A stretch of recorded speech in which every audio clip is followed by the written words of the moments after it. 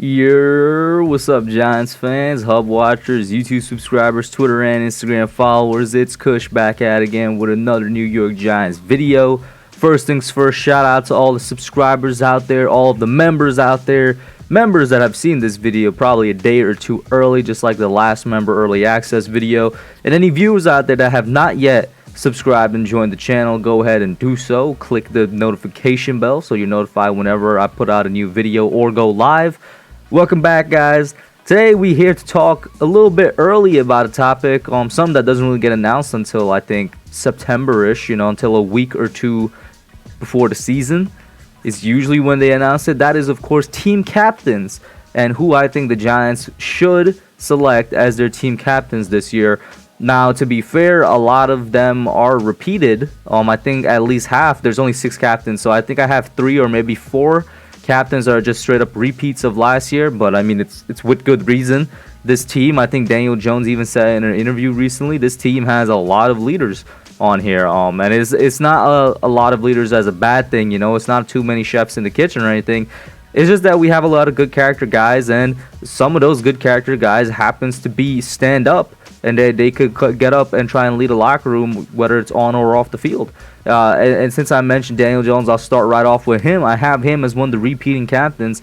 Of course, last year was his first year as the New York Giants offensive captain, and I'm gonna have him, retaining that title in 2021.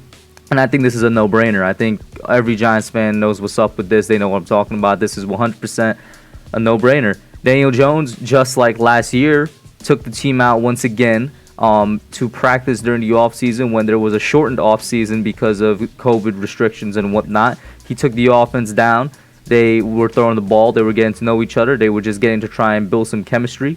He was one of the guys to show up to the voluntary OTA, set an example as the quarterback of this team, and the team legitimately believes in him, and they think of him as a good leader. I mean, there's not much to say here other than he hasn't done anything but improve in terms of his leadership ability, and of course we're all looking for him to improve with his on-the-field ability, but he 100% repeats as a team captain for me, no question about it. I mean, what else can I say about the guy? You literally, from players and coaches, you don't hear a bad thing, you only hear praises from them.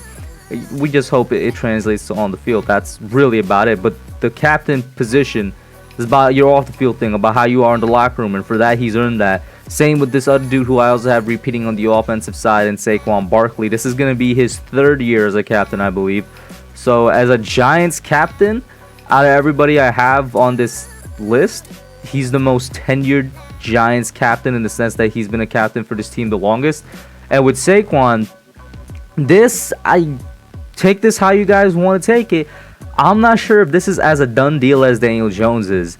And I find a hard time saying that because of how much of a leader Saquon has been to this team from the moment he stepped on the field for the New York Giants in his rookie year.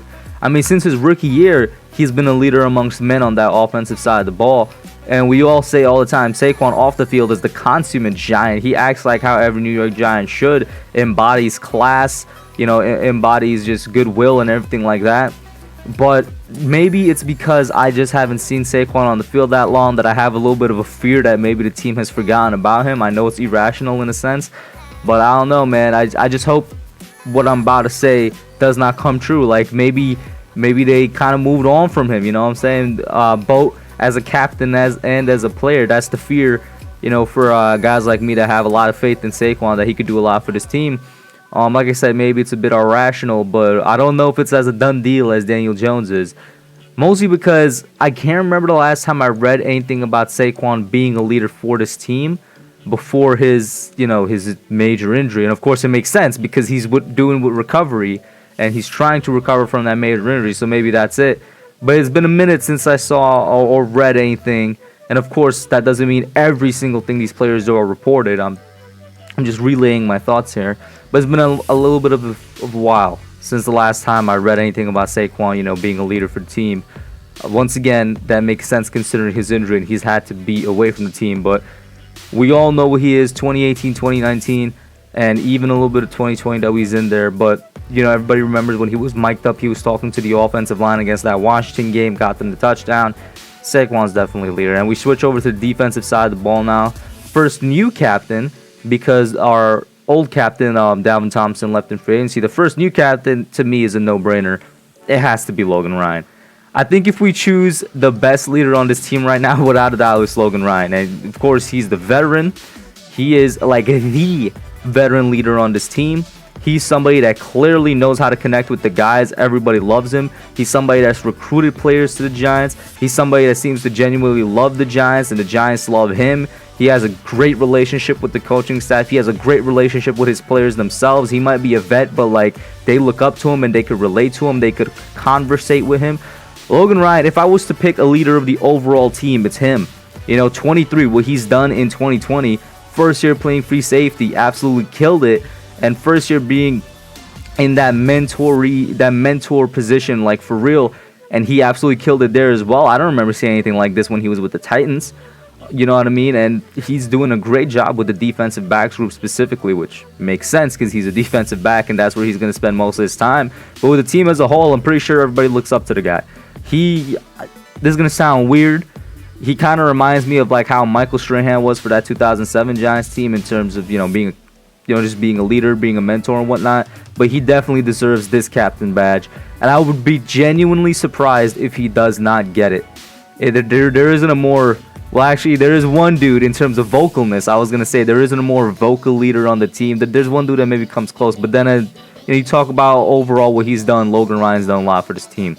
Then the second defensive captain is another repeat from last year. This is the guy I'm wearing. I'm surprised the NFL doesn't, with the jersey, there's no captain badge on it. But Blake Martinez.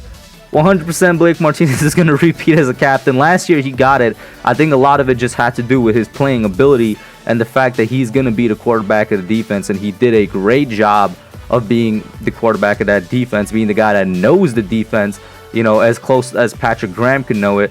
He did a great job last year, continued to impress with his tackling ability, even showed a little bit of skill in the pass coverage game. And while Blake, I'll say this not in a bad way, he's kind of a little bit of a goofy dude. He's a little bit fun, based off of what you see in some Giants videos and what you see even, off his Instagram, off other players' Instagram. He genuinely seems like a very chill and fun dude to be around. And I'm not sure, and I'm not putting down his leadership ability. I'm completely sure Blake is a great leader, but he's probably a different type than, say, Logan Ryan is, I would want to say. And I would love to see more about his ability off the field and how he relates to the locker room. I would love to see more about that. But this is one of those badges that, 100% you give to him just because of what they do on the field for the team. And in my opinion, he's had a better year in 2020 than he did in 2019. So he should 100% get the badge again.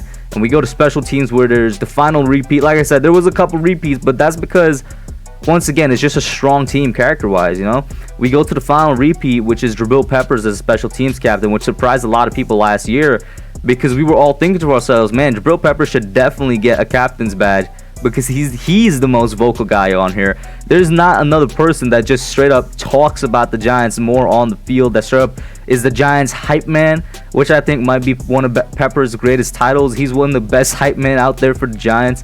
He goes out there, he gets the troops locked and loaded. Darian Pepper's last year, when we were all thinking about who would be captains, was like a name that always popped up. But so were other names, what I'm saying? It's a similar situation now where we just have a lot of candidates for that. And they kind of gave him the captain's badge on special teams because he was a returner. But we all know that captain's badge meant much more than what his placement was on special teams. And it's the same thing here.